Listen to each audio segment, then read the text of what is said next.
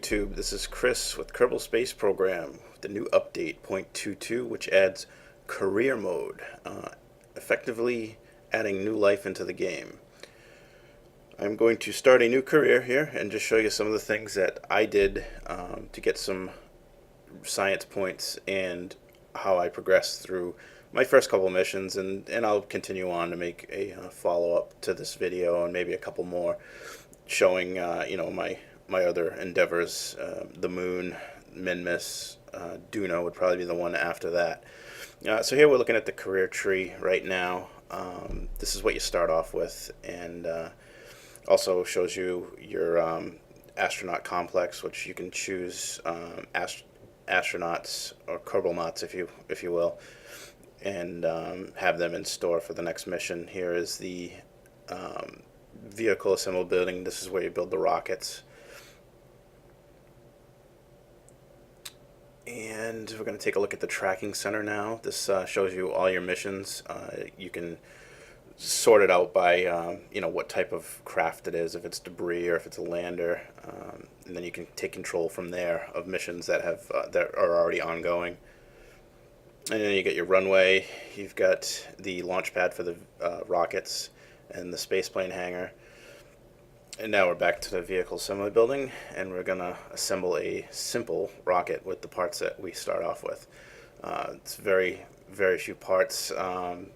You can go pretty deep into the first mission, and I've seen people like Scott Manley actually get like 3,000, or go to the Minmus, the first, with these stock parts, which is, he's an excellent player, and he is very knowledgeable, and I would advise you to check out his videos if you haven't already. If you're new to the Kerbal Space Program, he has a ton of videos that are very helpful.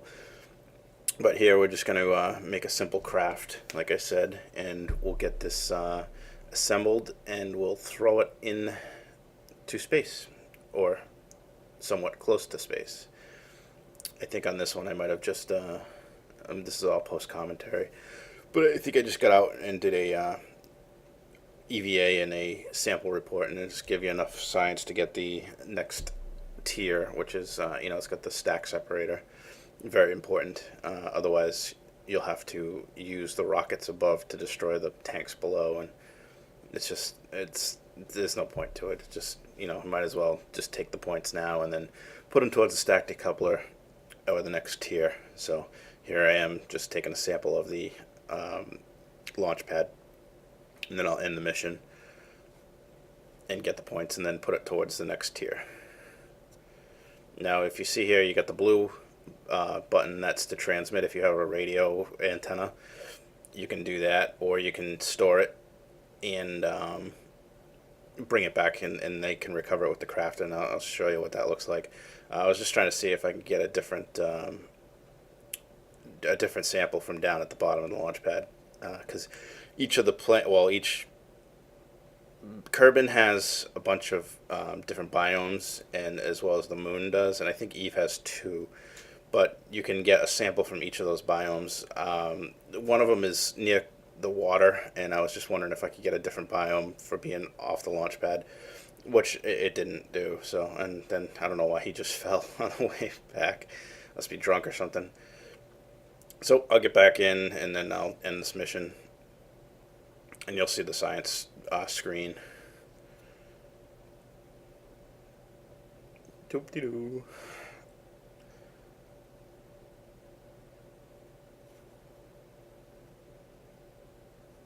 And then you just hit the recover button up at the top there, and that'll recover the craft, and it'll bring you to the summary screen for the mission. Since this mission is ended, it'll give you a summary screen. You can see that the points that I got for that mission.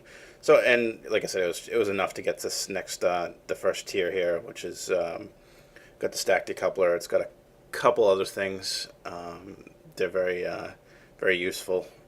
And then once you get past this, you want to start going towards the science line, because that'll help you get the tech tree opened up sooner. So I'm just going to take this rocket, and I'm going to add some parts to it, and then we're going to go again, and we'll launch it off the pad. And this is just an idea of what you can do to get science points pretty quickly. And so we'll use one of these tanks, and the only available motor is this one right here, and it uses up a lot of fuel, so it's not really a good orbital engine, but for our purposes it'll do.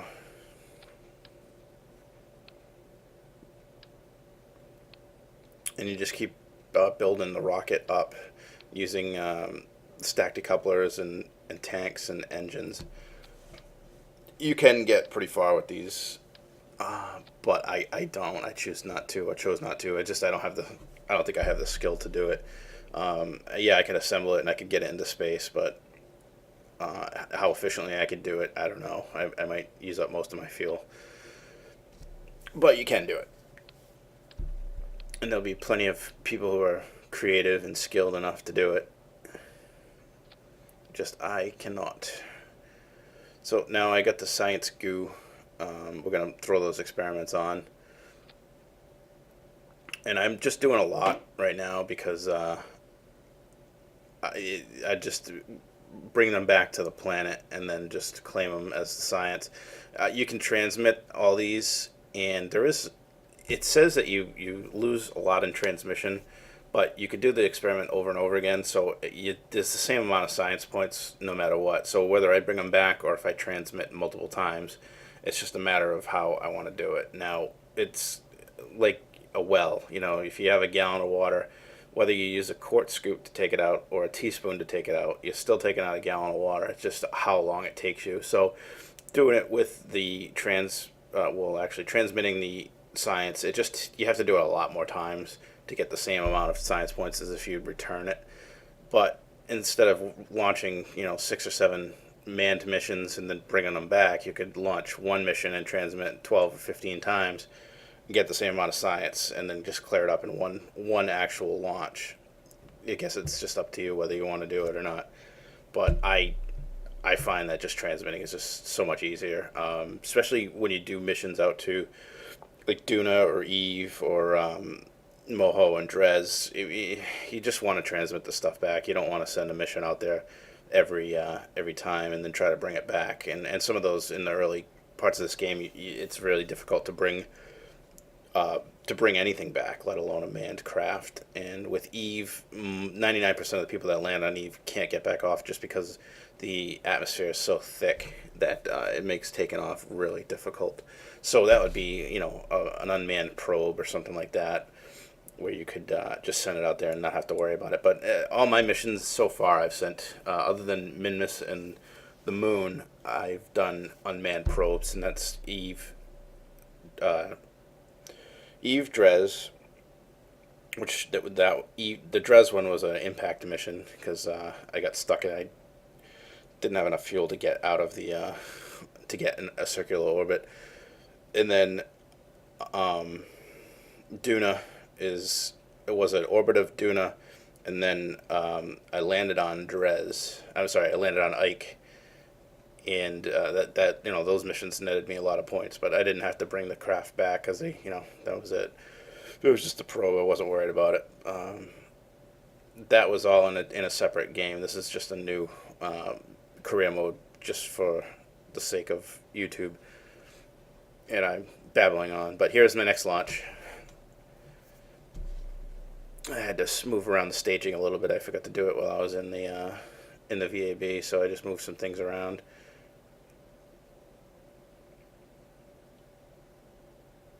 And still moving things around.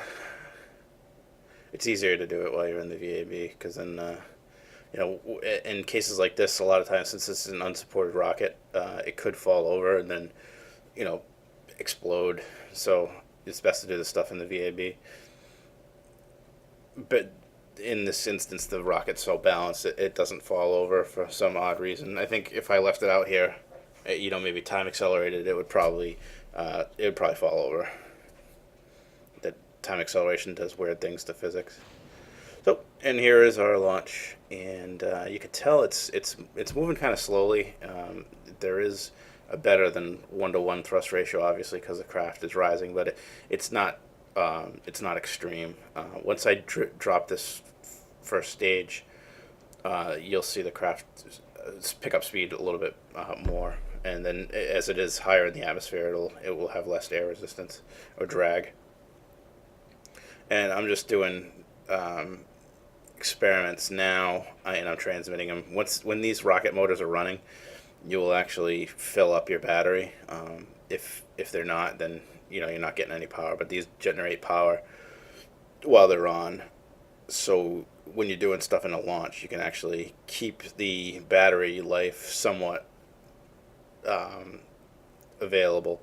The more rockets, if I had stages like or radial engines around this first stage, then it would fill up the power a lot faster. But this is just one rocket motor, and I'm transmitting it an awful lot. That it's taking the battery and draining it out. And for some reason, I can't remember why I stopped and I didn't relaunch or drop the stage and launch. But here I am doing it now. I would have probably gotten a lot more height had I done that. So I don't know why. Maybe I just was paying attention to something else and forgot that it was running out of the end of fuel and then needed to be staged.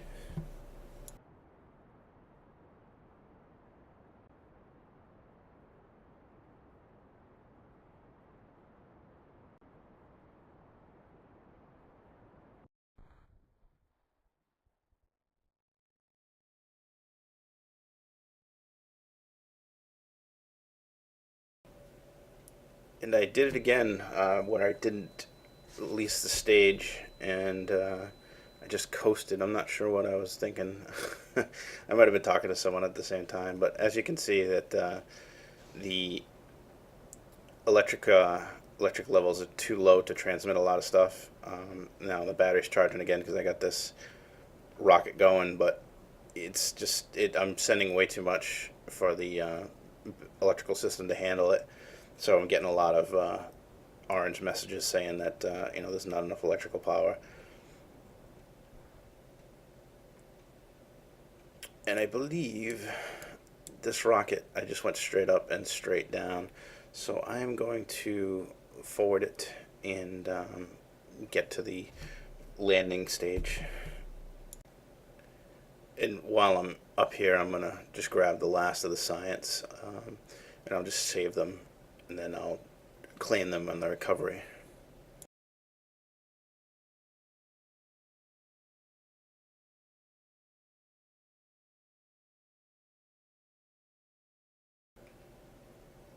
Alright, and here we'll take a look at the map screen, and you'll see my orbit is the blue line. Oh, that's my current trajectory. And then the apoapsis is what I'm coming to. That's the highest point in my orbit, and as I pass that, then I start going back towards the planet.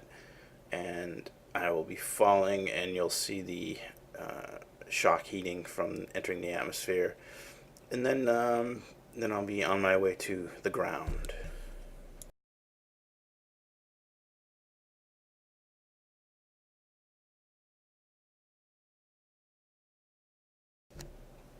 Alright, so as you can see, I landed, and I landed a little bit too hard. So, a lot of my science instruments broke. I'm not sure if I can claim those back, but we're gonna try. And I could have gotten out and I could have sampled the terrain and did an EVA report there too, but I was kind of pissed that I didn't. I hit the ground too hard. So anyway, I still made enough to unlock some more items. And then we're gonna build another rocket, and we'll try again.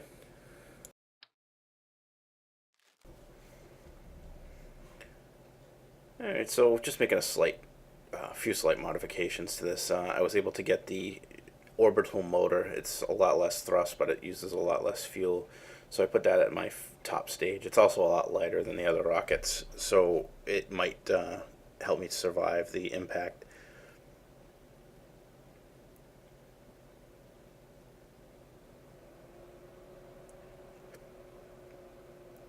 And we just added a few other science things, and we're gonna save it and then go launch again. You'll notice that I have solid rocket boosters with radial decouplers now that we have radial decouplers. So I'll be able to use those, and those solid rocket boosters are uncontrollable. which means that once you ignite them, they will not stop um, firing until they run out of fuel. So, yeah, I don't really care to use them too much, but in this early stage, it's kind of required. Just because you just need it just helps to get use less rocket fuel and more ditchable fuel sources like the solid rocket boosters, so you can save your fuel for when you run out of solid rocket boosters. You'll probably be up in the 7,500 to maybe 1250, 12,500 meters, and then you can start the regular liquid fuel rockets. Just basically what I did there. So that's that launch.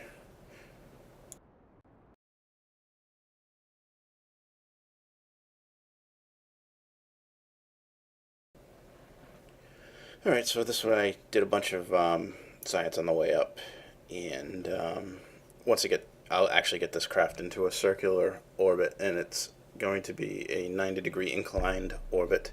So it's going to take me over the North and South Pole, and I'll do some extra science there because those are different biomes, so you get different. You can claim different points for that. And I just this is at 5 times speed, so just checking my orbit right there to see when I'm going to get to my apoapsis.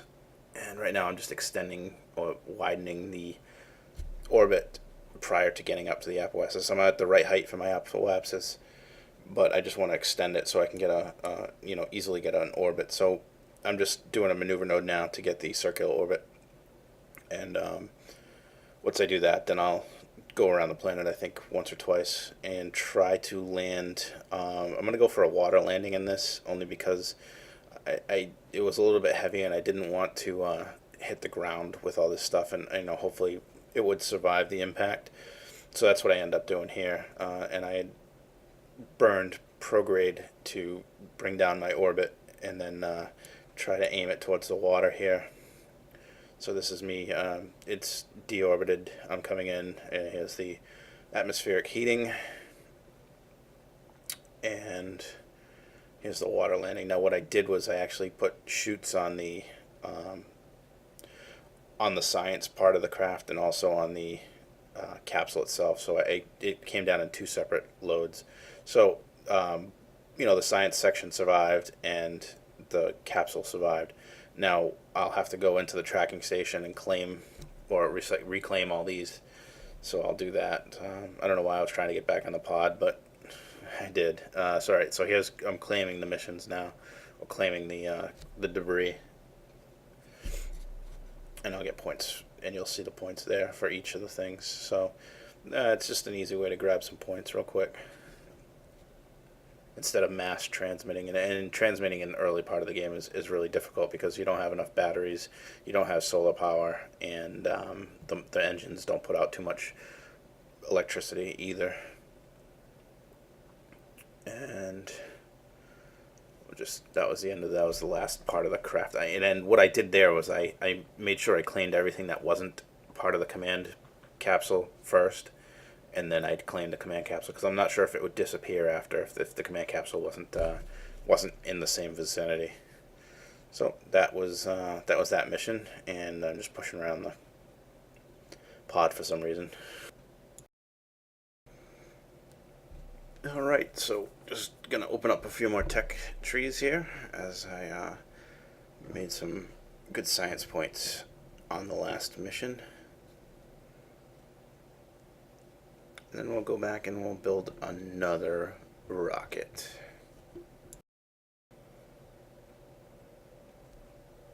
Alright, so building another rocket here. This one's going to have liquid fuel boosters. And hopefully, we can get some good science out of this. So as I build it, we'll see how well it works.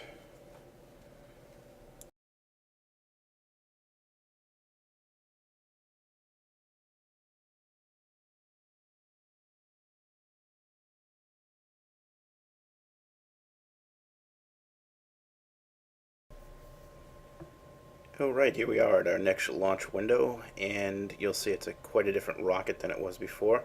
Instead of using solid rocket boosters, I'm using liquid rockets as boosters. And the only drawback with these is I don't yet have the fuel line, the fuel duct that takes from one tank and puts to another. So I have to make sure that these burn faster than the center line tank and engine combo. Otherwise, you'll be pulling around a dead stage. So just normal launch, nothing crazy. Just checking MechJub. I like to see my delta V stats so I can see when the stage is, how much I have left in each stage and stuff like that, so I can kind of determine if I want to take this further or if I want to just, do what I need to do and then get back and not do anything extra. So definitely either MechJeb or the Kerbal Engineer Redux are two of the good ones to get. So that'll help you with how much delta V you have left and what kind of idea it takes to get to where you're going. Like whether you want to go to Eve or if you want to go to Duna or what, you'll have an idea of where how much fuel you have left and what you can do with it.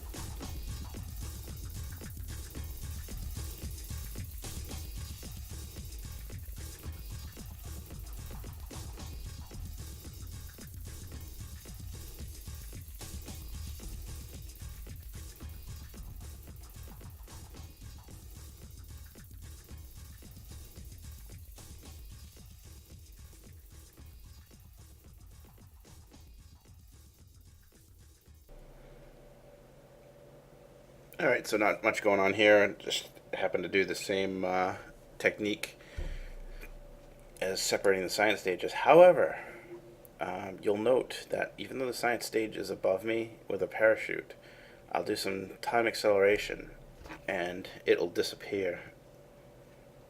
And I have no idea where it went. And I wasn't able to claim any science from it. I was a little bit upset. But it looks good. It looks good. I'll touch down. And it's gone. Where'd it go? There it is. Where'd it go now? Now it's gone. Gone for good. I did non-physics time warp. I'm not sure if that had something to do with it.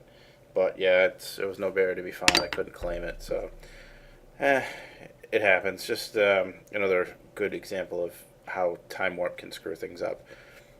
So use it sparingly and use it in situations where you probably could recover if something bad would happen. Unlike here where there was really no recourse unless I restarted a save, and I don't think I saved while I was in orbit with a quick save, so it wouldn't have really helped me anyway. But that is it for the early missions, and I'll unlock some more tech trees, and we'll have future missions to follow. And here is the final view at the tech tree and all the upgrades that I'm going to get. And that'll give us a good foundation for getting into lunar and Minmus orbit.